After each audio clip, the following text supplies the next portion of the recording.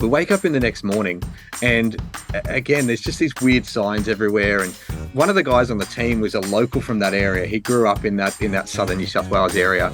And we're about to get back in the trucks and head down to Melbourne. And he goes to us, "So guys, we just slept in an old mental hospital." Wow. And we had spent the night in an abandoned, rural, rundown, old mental hospital. Yeah, that left the team feeling a bit eerie for the rest of the day. Hey, welcome to the Vault podcast, everybody. My name is David Wakerley, a pastor at Hillsong Church in Sydney, Australia.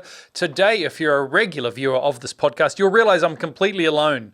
My wife Beci is not here with me. Funny Man Dan is not here with me.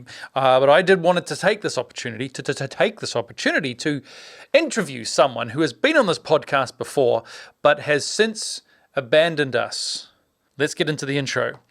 We know that not every leader in kids ministry is in a big staff team. In fact, more than half of the churches around the world have solo pastors. But no one should be alone in ministry, so we humbly ask you to consider us as part of your team. Welcome to the Vault, where you keep our most valuable things. And what is more valuable than wisdom? Today, the wisdom is coming to us courtesy of Hamish Boyd-Jones, the posh man with a posh name. How you doing?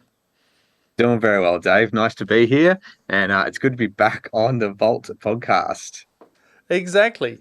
The last time you were here, you were still on our staff. But as I said, abandon's a strong word, but you have a growing family. You wanted to move back to be near where your family is, which for you is in the north coast of New South Wales, just above Sydney. Yep. And how has it been going, living in the life of luxury? Oh, it's fantastic. We are, moving from the hills district of Sydney to be 2 minutes from the beach is very, very nice, and have in-laws just around the corner and cousins and family around. It's been really, really nice and really refreshing. So yeah, it's been good. I do want to make a point though. You can live in Sydney and still be 2 minutes from the beach. I do want to say you can if you're a millionaire. Yes, if you're a multi-millionaire. Yeah. If you can afford 100%. Yeah, if you can afford it. Yes. When you were with us on our team, Beci, you oversaw all of our events, our systems, our programs, and the logistics. Probably four of the most boring words to someone who wants to work in kids ministry. But as you've said before, these are not boring things. Am I right? No, they are definitely not boring things, and they are things that if you get them right, they are underpin everything that you do in kids ministry. And so getting them right means everything else becomes a lot easier, and you're able to actually do what you want to do in your ministry and do what you're called to do. Absolutely. You were on staff here. I don't know, how long were you on staff here for? I was on staff for 8 years, on team for about 16, 17 years on Hillsong. There was Kids a team. Long history before you came on staff of being very involved as a key volunteer in the life of our ministry. Ran age groups, ran campuses, oversaw logistics for events underneath our previous events person. Yeah, I've kind of done any position you can think of in kids ministry, other than creative, because I can't sing. That's true. We can all vouch for that. Beci, you said something to me once you left our team, and we were talking together about creating volunteer training, resources to help other people learn, and you said something very interesting. What was the realization you came to?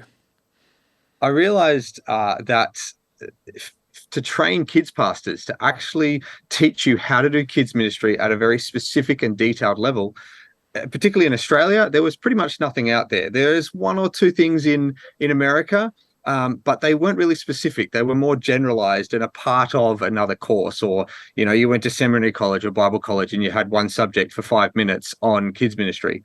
And so I discovered that there wasn't really anything out there in the way of a well-rounded, complete, fully packaged training course for kids pastors. And you also realized that trying to do that while working at church here would have been a nightmare. Oh yeah, I also realized why it doesn't exist, because it's just impossible to do when you're also trying to run your own ministry. Even the size that Hillsong Kids was, particularly back in 2018, 2019, with the team we had and the resources we had, it just wouldn't have been possible to create this training course. Anytime we sat down to try and do it, I've sat with you in the past, I've sat with Nathan McLean in the past, or any of our other key team to try and do, okay, how do we create a training course? And then 5 minutes later, the next event pops up, or another announcement gets made, and we're doing something else. I'm doing something else, and you just get distracted. And so we never got around to doing it, and turns out no one else did either. So Exactly. When you're in the midst of doing the work of the ministry, it very much is hard to take a step back when your whole focus is on the audience, in our case, children. But yeah, when we want to create that kind of resource, that's not focused well, at and children and at all. It's and focused at the people that lead children. and you're And we're always very busy focusing on doing the the next thing. other thing. Yeah, and you're always focused on the next thing. And so you get to a Tuesday or a Monday, whatever your first day in the office is, or your first day volunteering. I know a lot of the listeners here are volunteers, and so you're constantly thinking about the next Sunday, or the next event. And so you very rarely have time to actually kind of lift your head and step back and go, how do we do this big picture? Because we're always running a million miles an hour, just trying to get the next Sunday or the next service or the next volunteer or whatever it is that is next on your to-do list. Absolutely. So we're going to talk a little bit about that today, because I'm very keen to hear from you about what you've learned in creating this resource. You're doing a lot of things with your new venture, kidminconsulting.com.au. Is that right? That is correct. Or kidmin.au. I also got that one. That's real short, just kidmin.au. You started, you realized you in creating all of this content, you've hit technical issues and with equipment. But we don't really want to focus on the equipment. Let's just talk about the content. Yeah. Yeah. So we actually, Yeah, what's the most obvious thing you kind of start off when you were thinking about this? well, I started writing out the content of what we wanted to teach people and what we wanted to do, because after realizing this course didn't exist, we went, well, let's create it. We've got the time now. I've got the knowledge and the skill set, as well as talking to a couple of different people. So we started to map out what it looked like. And the course outline map probably changed 5 or 6 times between when I first wrote it and when we actually recorded it, just because we as we went along, we realized different things about what people need to know. And so we landed on a structure that is kind of all the basics together, and then all the next level stuff together, and then all of the extras together. And so we kind of figured that people wanted bite-sized chunks to learn different things at different times, and we didn't want to overwhelm everyone with all these different things that you can do in kids ministry. Because I know that a lot of kids ministries, as you say, they're volunteer pastors, they've maybe got 50 kids, and they're not going to be able to do everything that is possible in kids ministry, but they want to be able to do the basics, the fundamentals really, really well, and nail that. And if they do that, they're still going to have an incredible kids ministry. They're still going to have a healthy, thriving, Jesus loving kids ministry, but they're able to just to focus on those fundamentals. So we kind of learned that by structuring it that way, it was going to help the most people the easiest way. And that way they didn't have to buy the whole course. They could just, get chunks of it for whatever they needed. But that took us a while to figure that out. We kind of went through different iterations of the course and spoke to different people, and we landed on what it is now, what it is today. So give me the overview of that. So you went through many iterations, but I think that's an interesting place to come to and people to think about their own training from their churches. What was the structure that you ended up with in a big picture? In a big picture, we landed on, like I said, so that the first part is all of your fundamentals. So what at a baseline, if you only did those things, what must be true for you to just be successful and reach kids and minister to them? Not necessarily do all the frilly bits and all the extra bits, but what must be true for you just to minister to kids and have a healthy church? So we pulled all those things together and created 3 modules around that, which was volunteers, basic programs, and then discipleship. They're the 3 things. If you get them really well and nail them, you're going to have an incredible kids ministry that is thriving and reaching kids. And so then we kind of moved on and went, okay, well, once you've nailed the basics and you've got all of that true and down pack, what are those extra things, the next level things you wanted to do? And so we looked at, okay, well, with your teams and your programs, what are things we can add on? So different things like getting kids involved in the work of the ministry. So we've created a full kids leadership program that is included in the training course that they can implement. Now, that's not something you need to be doing at a base level of kids ministry, but it is something that once you've got the base level, you add on to that and you can go to the next level on that. And then the final part, we realized that there's all these extra bits in kids ministry, like budgets or launching new locations or things like that we don't really think about day to day, but they are a part of kids ministry. So we bundled them all together, and we called it. We were trying to figure out what to call this part of the course, and we decided to have a bit of fun with it. And the letters of each of the modules spell bells. So it's the Kidmin bells: budgets, events, locations, and systems all go together. Nice. That is really fascinating to me. I would suggest you and maybe argue that I would love to see all of locations, every church around the world, getting to that second section that you talked about, which is kids serving. In fact, I think last episode or a couple of episodes ago, I talked about this should be your goal for 2024. You should be getting your kids serving. So I love that. That's 100%. That's the next big thing you talk about.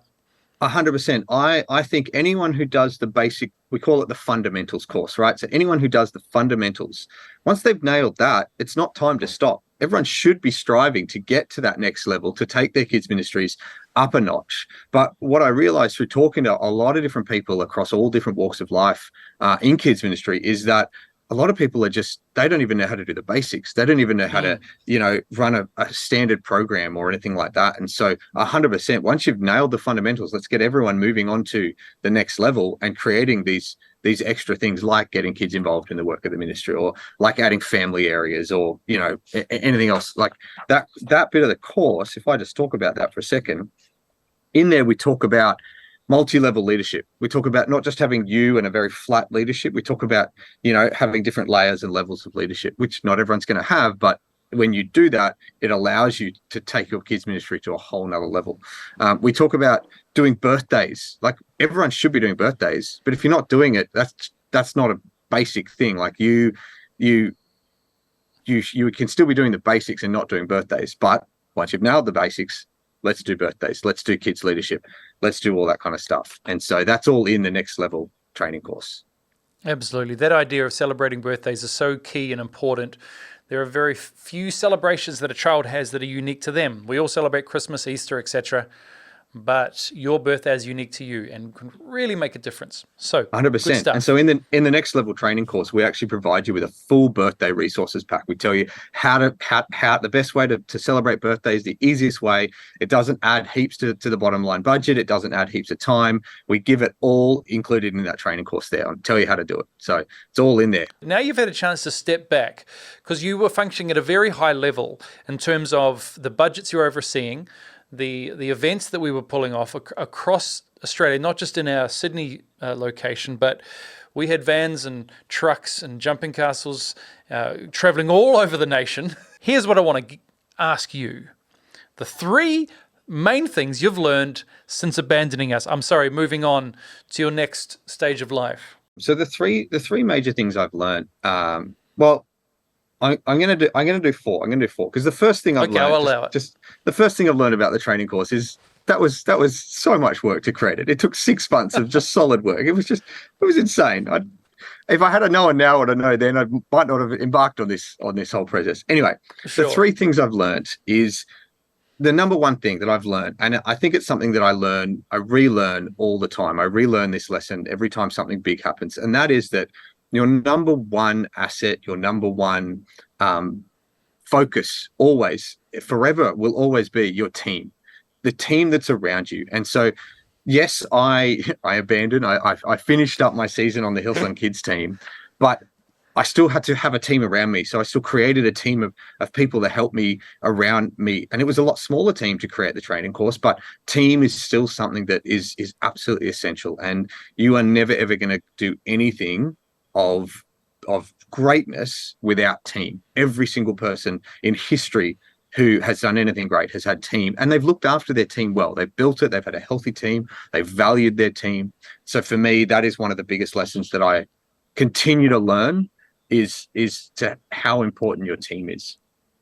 Sure. The second lesson is along the same lines, but it's a different nuance to it. And that is that the community around you is so important. The people you spend time with will actually determine the direction you go in your ministry, or the direction you go in life, or the decisions you make, the type of person that you're going to become. And so making sure that the community around you and the people that you spend time with are actually who you want to be and where you want to be.